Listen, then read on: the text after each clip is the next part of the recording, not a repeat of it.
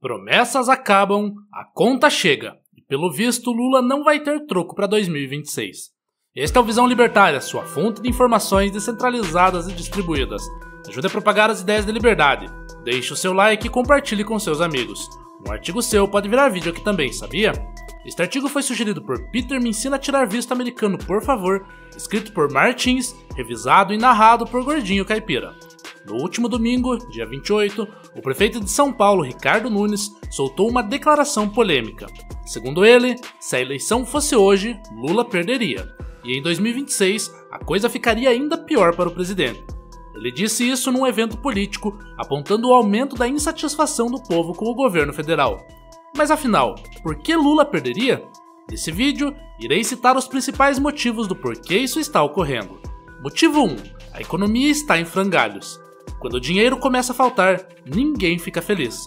O governo Lula aumentou os gastos públicos, jogando a conta no colo do trabalhador. O resultado? Mais impostos, inflação alta e preços subindo. Quem tem um pequeno negócio sofre com burocracia e taxas abusivas, enquanto grandes empresários fogem do Brasil para investir em outros países. Exemplo disso foi a debandada de empresas de tecnologia e startups que preferiram países vizinhos como Chile e Colômbia, onde há mais previsibilidade econômica e menos carga tributária.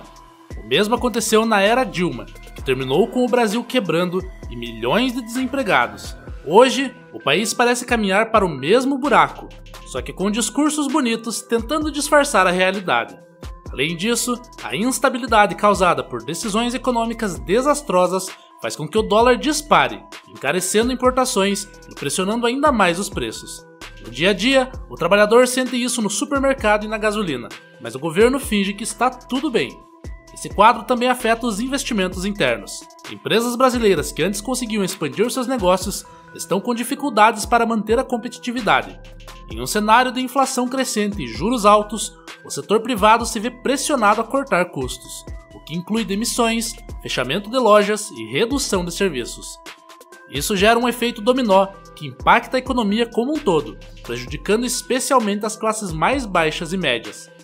Motivo 2. O povo está cansado de políticos profissionais. Lula foi eleito vendendo a ideia de que tudo melhoraria, mas a verdade é que ele está repetindo os erros do passado. A corrupção ainda rola solta, o desemprego continua alto e a classe média que já sustenta o governo com impostos absurdos agora tem que lidar com mais interferência estatal na economia. As crises políticas continuam, o Congresso vive em pé de guerra com o Planalto e a polarização só piora. Muitos já perceberam que a velha tática do nós contra eles não resolve nada, só divide ainda mais o país. A prova disso é o crescimento de movimentos de renovação política e de nomes fora do espectro tradicional, como ocorreu com as eleições de outsiders em países como El Salvador e Argentina. Há também uma crescente insatisfação com o atual sistema político, que é visto como ineficaz e corrupto. Os eleitores têm se cansado da falta de representatividade e da incapacidade dos políticos em cumprir as promessas de campanha.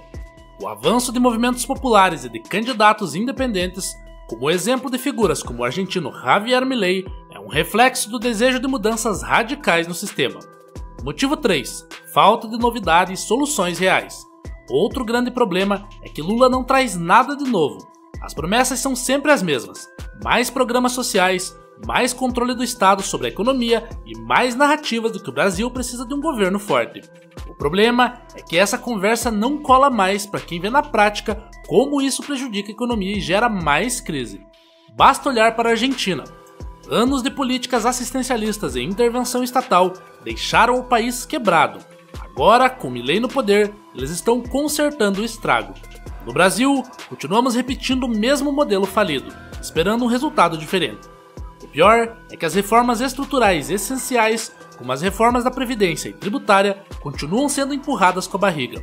A falta de reformas profundas no sistema econômico tem mantido o país estagnado, enquanto o governo tenta remediar os problemas com soluções paliativas. E essas soluções não têm surtido efeito, já que as contas públicas continuam no vermelho e o investimento externo segue em queda. Além disso, a falta de um plano claro para a recuperação econômica e o combate à inflação, junto com a enorme carga tributária, tem feito o Brasil continuar na mesma ineficiência do passado. Ao invés de pensar em formas de simplificar o sistema e reduzir os custos para quem empreende, o governo opta por aumentar a burocracia, o que agrava mais a situação econômica. Motivo 4. O Brasil perde credibilidade no exterior. A imagem do Brasil lá fora também não ajuda. A política externa do governo tem sido confusa e mal planejada. Lula insiste em fazer amizade com regimes autoritários e adota uma postura ambígua sobre democracia e liberdade econômica. Isso afasta investimentos estrangeiros e deixa o país numa posição delicada no cenário internacional. Empresas que poderiam investir aqui preferem ir para lugares com mais segurança jurídica e menos interferência do governo. O resultado? Menos empregos, menos crescimento e mais dificuldade para quem já está lutando para sobreviver. Exemplo disso foi a postura do governo em relação à Venezuela e Nicarágua, que gerou críticas de diversas nações e investidores. Além disso, o alinhamento com regimes duvidosos traz receios de sanções e barreiras comerciais futuras. Essa postura internacional é vista por muitos como um retrocesso, o que faz com que o Brasil perca o prestígio que tinha em governos anteriores. A relação com países da União Europeia, por exemplo, também foi prejudicada devido a essas escolhas diplomáticas. O Brasil, que sempre teve uma política externa voltada para a busca de acordos e parcerias econômicas, agora vê sua imagem abalada no cenário global, o que reflete diretamente nas oportunidades de comércio e investimento. A solução? Mais liberdade, menos governo. Se tem algo que a gente aprende com a história, é que os governos grandes demais sempre acabam afundando o país. O problema não é o Lula, é o tamanho do Estado.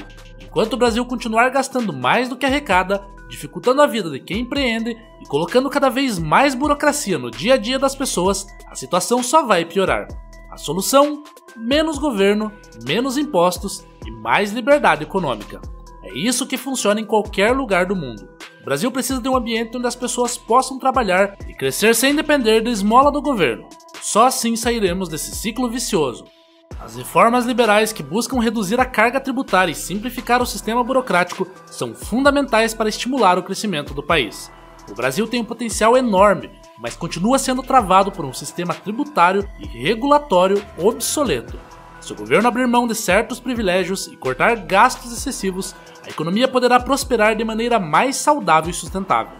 Outros países que seguiram esse caminho, como a Estônia e a Irlanda, conseguiram se tornar exemplos de crescimento econômico e inovação, justamente por adotarem políticas de baixo imposto e incentivo ao empreendedorismo. O Brasil pode e deve seguir esse modelo, aproveitando sua enorme diversidade e potencial de recursos naturais.